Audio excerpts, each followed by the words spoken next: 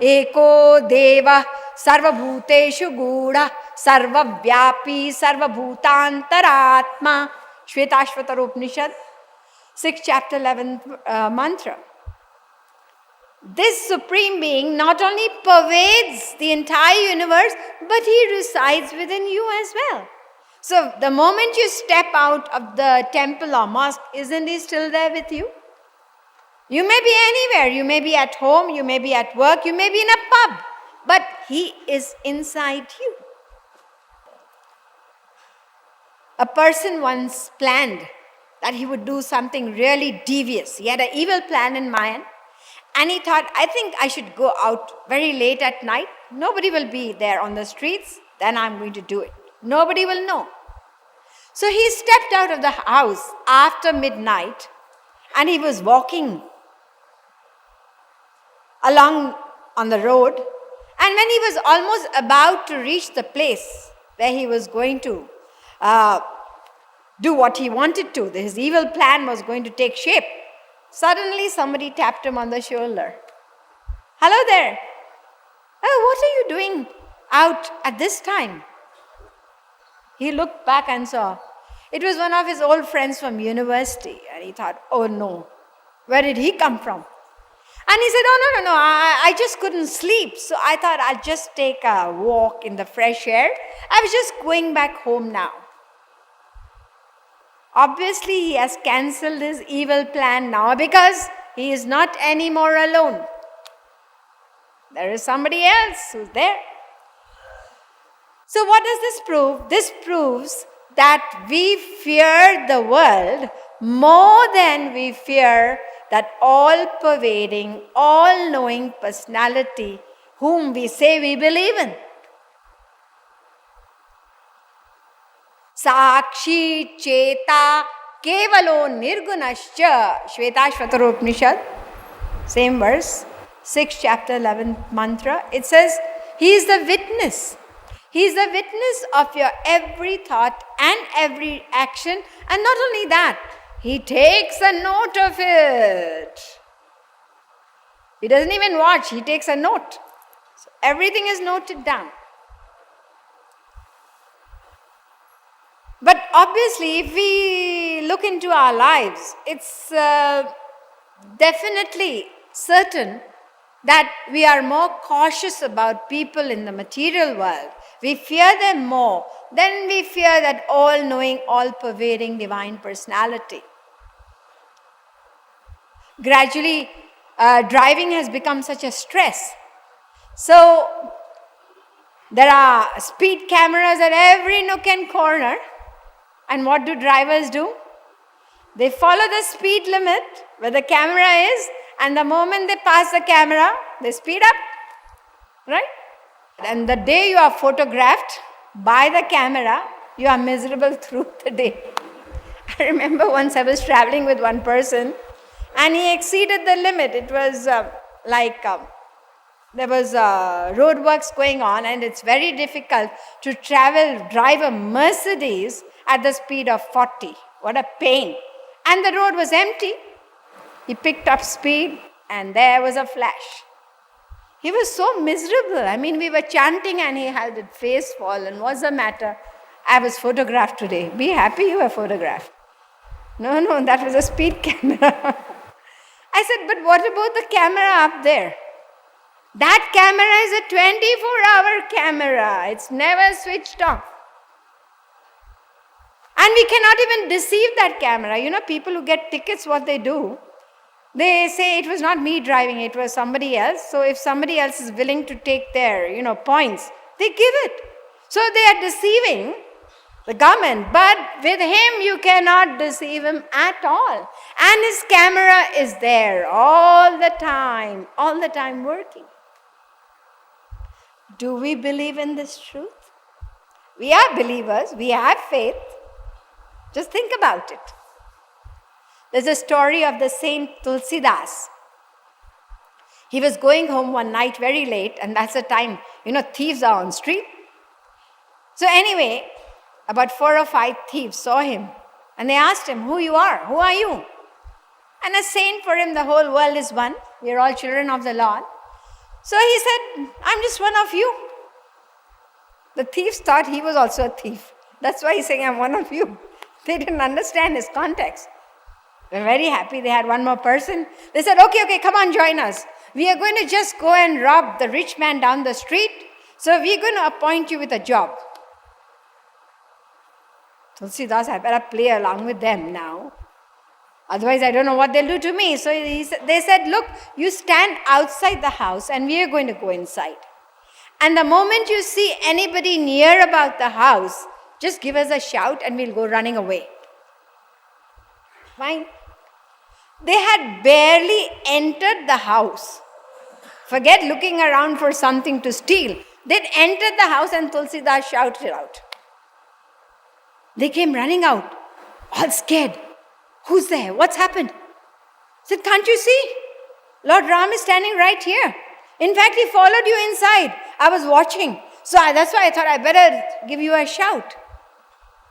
Because the saint experiences, Siya Ram Maya Sab Jag Jani. The thieves were really impressed. This man seems to be a man of real belief. And they gave up their bad ways. What I'm trying to say is that belief in God is to believe in these attributes, that He's all-pervading. He is there not only within us, but even in those whom we hate. I don't like that person. I hate him. We couldn't have enemies if we would think that the Lord resides in everybody. He's all-pervading. He's all-knowing. And He is a merciful personality. Do we believe that? Our relationship with God is a relationship of bargaining and bartering all the time. We are constantly asking God for favors. Give me health, give me wealth, give me a big house, give me a big car, give me a good job, give me a child. The list is endless. We are always asking. This is the proof of our disbelief. Because if we say God is all-knowing, He knows what we need. We don't need to ask Him, do we? He knows.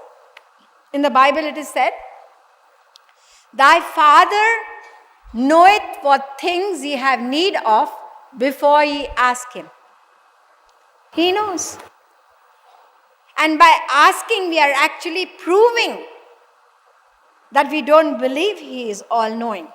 And not only that, anybody who asks God for material things, he is a non-believer anyway. How? We hear that God is bliss. So if He is bliss, eternal, everlasting, unlimited happiness, that's what He is, then how can you ask for the temporary limited joys of this material world? You wouldn't do that. In the Hanuman Chalisa, day in and day out people recite Sap Sukh Lahe Tumhari Sharana. In the Granth Sahib it says, Sab Sukh Data Ram Hai Dusar Nahi Na Koi. The reservoir, the ocean of bliss is that supreme being. Then why are you asking for material things? And then again, you know what we do? If our desire, material desire, is somehow fulfilled due to our own karma, we don't know that. We're going to talk about it in detail later. If the desire is fulfilled and we say, oh, God is so merciful, He's wonderful. And what happens? Our faith increases. And suppose He doesn't listen, what we have asked for is not fulfilled, then what happens? Our faith, it wavers. He listens sometimes, but not all the time. I think He's merciful, but He's a judge. We have all sorts of different decisions. And suppose we have to go through some kind of misery, something unfortunate happens to you in the world. What happens then? Then we lose our faith completely also. Some people even become atheists. I meet a lot of such people. They used to say they were devotees of God, and suddenly, I don't want to do anything with God. I don't want to pray. I think He's really cruel. He's unjust. You know, my neighbor had 5 children. And today I found out he got the 6th one. And last month, God took away my 1 child. I had only 1 child. You call them God? He's not merciful. He's really cruel. This is the kind of belief that we have in God. Because we do not know what the divine laws are about. The Bible says that God is there both in happiness and misery. Open your eyes and see Him. You want to hear what Lord Krishna defines as grace in the Srimad Bhagavatam, 10th canto, 27th chapter, 16th verse? He says, Tam bhranchayami sampadbhyo yasya chechamyanugraham. I deprive of material possessions those whom I shower my grace upon. Now, if there are, say, 1,000,000 so-called believers in God assembled at one place, ask them, do you want this grace of God is going to take away your possessions? Raise your hands. You can imagine how many people would. It is said that, I think it was the mother, a great saint, she said, be thankful for the ordeals, for they are the shortest way to the divine. In fact, God uses suffering many a times. I mean, it's our own karma. We're going to discuss that, as I said. But He uses suffering in order to fashion us for better things. Now, after hearing this little bit that I have, as I said, I'm just going to let the cat out of the bag, a little bit. There's so much more I can tell you. You know, people, when the aartis passed around different countries, then people try to find out the lowest denomination. If they've been to India recently, then they will put Indian coins instead of putting pounds. Nobody's going to see. And then the 5-pound note, it resembles a 1-pound Scotland note. So people keep a stack of that. So when they give that, it looks like 5 pounds, but it's 1 pound. There's so many things, loopholes, I tell you. This is belief. Anyway, I don't want to go into that anymore. We can think about it ourselves. Sit back alone and think. Now our question is, how do we attain? How can we really believe in God? Have the right kind of faith? That's the question. We will have the right faith when we know what I'm going to discuss now. We had already started the discussion, and that is, God is unknowable. He's beyond our comprehension, and we are going to find out and discuss this in a little detail, because that's going to eventually give us a right kind of faith. Let us today find out why God is unknowable.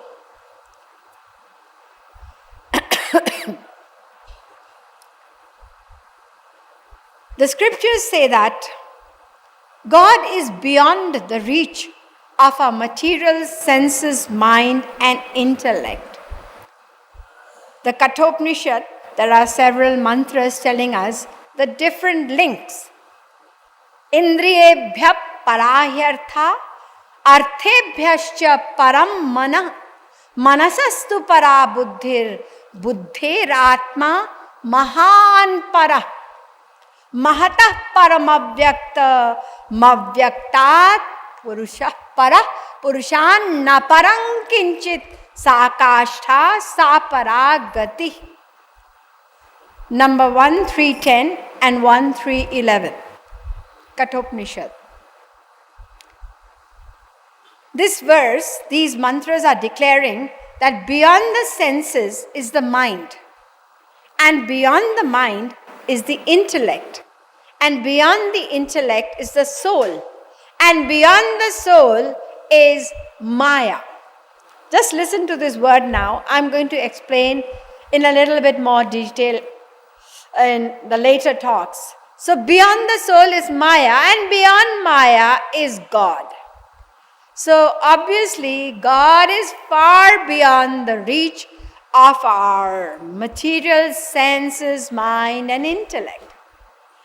Not only God, but even the soul, Atma, even that is beyond the reach of our senses, mind and intellect. We have the same thing said in the Bhagavad Gita.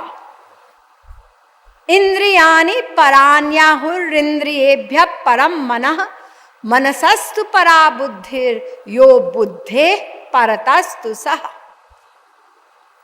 Chapter 3, verse number 42. Several of the other scriptures, they say the same thing.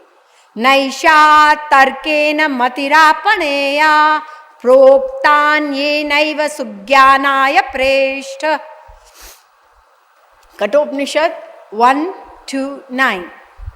Yato vacho nivartante aprapya manasasah anandam brahmano vidvan na vibheti kutaschaneti.